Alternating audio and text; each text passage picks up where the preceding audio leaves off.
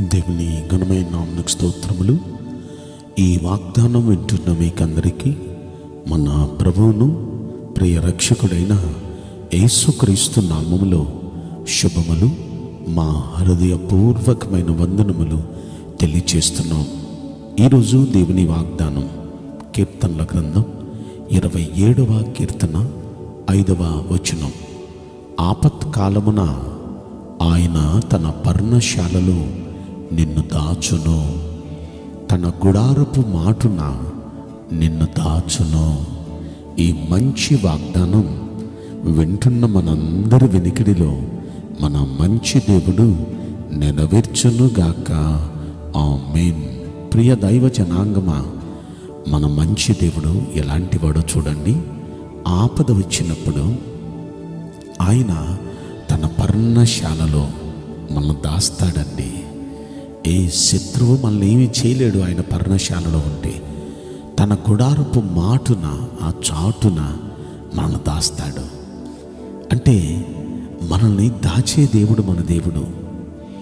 శత్రువు బారి పడకుండా, ఏ విధమైన దుష్టుని బారి పడకుండా మన దేవుడు మనల్ని దాచే దేవుడు. 91వ కీర్తన అంటాడు, ఆయన తన రెక్కలతో నిన్ను కప్పును అంటాడు. రెక్కలతో కప్పే దేవుడు. ఆ రెక్కల కింద నీకు ఆశ్రయం కలుగును. నిజంగా ఆ తర్వాత అంటాడు, రాత్రి వేళ కలుగు భయమునకైనా, పగటి వేళ ఎగురు బాణమునకైనా, చీకటిలో సంచరించు తెగులునకైనా, మధ్యాహ్నమందు పాడు చేయు రోగమునకైనా నీవు భయపడకుందువు. నీ ప్రక్కన 1000 మంది పడినా, నీ కుడి ప్రక్కన 10,000 మంది కూలినా అపాయం నీ దగ్గరికి రాదు. ఏ తెగులు నీ గుడారాన్ని సమీపించదు. ఎందుకు ఇవన్నీ చెప్తున్నాడంటే మనల్ని దాస్తాడు దేవుడు. ఆ తెగులు బారి పడకుండా, ఆ శత్రు బారి పడకుండా, ఆ చీకటి బారి పడకుండా, దేని బారిని పడకుండా, ఏ కష్టం, ఏ ఇబ్బంది బారిని పడకుండా మనల్ని దాచే దేవుడు మన దేవుడు. అయితే మనం నమ్మాలి, మనం నమ్ముకున్న దేవుడు అలా దాస్తాడని. ఇక్కడ ఈ దావీదు భక్తుడు అలా నమ్ముతున్నాడండి. ఈ కీర్తనలో 2వ వచనం 3వ వచనం ఆయన మాట్లాడుతూ అంటాడు, నా శరీర మాంసం తినుటకై దుష్టులు నా మీదకు వస్తూ నన్ను బాధించు శత్రువులు నా మీదకు వచ్చినప్పుడు వారే తొట్టిల్లు కూలిపోతారు. ఎందుకంటే నేను నా దేవుని చాటున నేను దాగి ఉన్నాను. నాతో యుద్ధం చేయటానికి ఒక దండే దిగినా సరే నా హృదయం భయపడదు. నా మీదకి యుద్ధం రేగినా సరే అందులో నేను ధైర్యం విడవకుండాను. ఎందుకో చెప్పనా, నేను ఆయన పర్ణశాలలో ఆయన దాస్తాడు నా దేవుడు. ఆయన తన గుడారపు మాటున నన్ను దాస్తాడు. కనుక నేనేం దీనికి భయపడను. ఎంత నమ్మకం అండి. దావీదు నిజంగా ఏది నమ్మాడో అదే దావీదుకు చేశాడు. ఈ రోజున ప్రతి చిన్నదానికి మనం భయపడిపోతాం. మనం ఏది అనుకుంటాం అదే జరిగిద్ది మన జీవితంలో. దావీదు ఇలా అనుకున్నాడు, దండు దిగొచ్చినా సరే నన్ను దాచే దేవుడున్నాడు. ఆ గుడారపు మాటున, ఆయన పర్ణశాలలో నన్ను దాస్తాడు ఆయన. నేను భయపడను. అసలు నా హృదయం దాని గురించి అసలు భయపడదు. ధైర్యం కూడా నేను విడిచిపెట్టను. ఎందుకంటే నేను ఆయన చాటునున్నాను. ఆయన్ని నమ్ముకున్నాను. నేను దేవుని బట్టి ఆయన నమ్మకం. నిజంగానే ఆయన నమ్మినట్టు ఎన్నోసార్లు దేవుడు ఆయన దాచాడు. ఒక సందర్భాన్ని మనం పరిశీలిస్తే, ఈయన ఒక గుహలోకి వెళ్ళాడు దావీదు దాక్కుందామని. ఆ గుహలోకి వెళ్ళటం చూశాడు ఒకడు.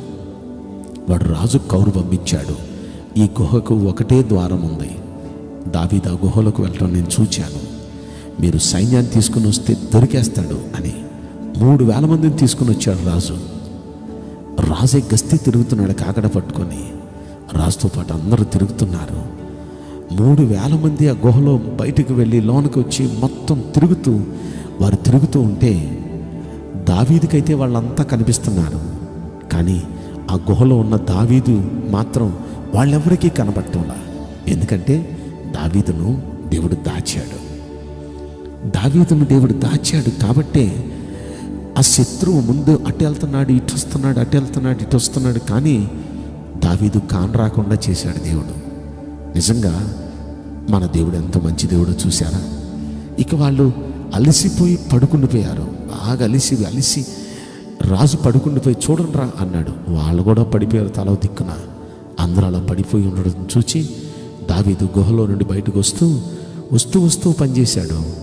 ఆ రాజు యొక్క చొక్కా కుచ్చులు కోసుకొని ఆ కుచ్చులతో కొండెక్కేశాడు.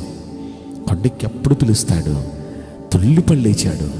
లేచి చూస్తే దావీదు బయటికి వెళ్ళిపోయాడు. కొండపైకి ఎక్కేశాడు. అక్కడి నుండి పిలుస్తున్నాడు. అరే పట్టుకొని రా అన్నాడు. ఇదిగో నా ప్రాణాన్ని తీయటానికి ఇంతమంది నేసుకొని వచ్చావు, కానీ నీ ప్రాణాలను దేవుడు నా చేతికి అప్పగించాడు.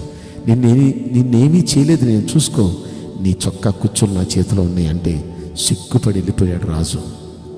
ఒకంత మనం ఆలోచిస్తే మనల్ని పట్టుకొని మనల్ని ఏదో చేయాలనుకునే ఆ శత్రు చేతుల్లో మనల్ని పడినప్పుడు మన దేవుడు మనల్ని దాస్తాడు. మన దేవుడు దావీదును అలా ఒకసారి కాదు, 2 సార్లు కాదు, ఎన్నోసార్లు ఆయన శత్రు చేతుల్లో పడకుండా ఆయన గుడారపు మాటున ఆయన పర్ణశాలలో దేవుడు దావీదును దాచాడు. ఎందుకంటే దావీదు నమ్మేవాడు, నన్ను నా దేవుడు దాస్తాడు అని. ఈరోజు మీరు నమ్మగలిగితే కష్టాల బారిన పడకుండా, ఇబ్బందుల బారి పడకుండా, రోగాల బారి పడకుండా మనల్ని కూడా దాస్తాడు. ఈ వాగ్దానం వింటున్న ప్రతి ఒక్క బిడ్డను, మీ కుటుంబాలను ఆయన దాచునుగాక. ఆమేన్. నేను మీకోసం ప్రార్థన చేయబోతున్నాను. పరిశుద్ధుడా, ప్రేమగల యేసురాజా, మీ పరిశుద్ధ బంగారు పవిత్రమైన నామమునకు నిండు మనసుతో కోట్ల కొలదిగా స్తుతులు స్తోత్రములు వందనాలు చెల్లిస్తున్నాం. ఈ వాగ్దానం వింటున్న ప్రతి ఒక్క బిడ్డ అయ్యా మిమ్మల్ని నమ్ముకున్నారు కదయ్యా, దయచేసి మీ పర్ణశాలలో వారిని దాచండి, మీ గుడారపు మాటున వారిని దాచండి అయ్యా. వారిని మీరు హెచ్చించండి. నీ బిడ్డల జీవితంలో నిశ్చయంగా ఈ వాగ్దానం నెరవేర్చి కృప చూపించమని ఈ కొద్ది మనవులు నజరుడైన యేసుక్రీస్తు ప్రశస్తమైన నామములో మిక్కిలి వినయముతో ప్రార్థించి బ్రతిమలాడి వేడుకుంటున్నాం ప్రియ పరలోకపు తండ్రి. Amen. May God bless you all. Thank you.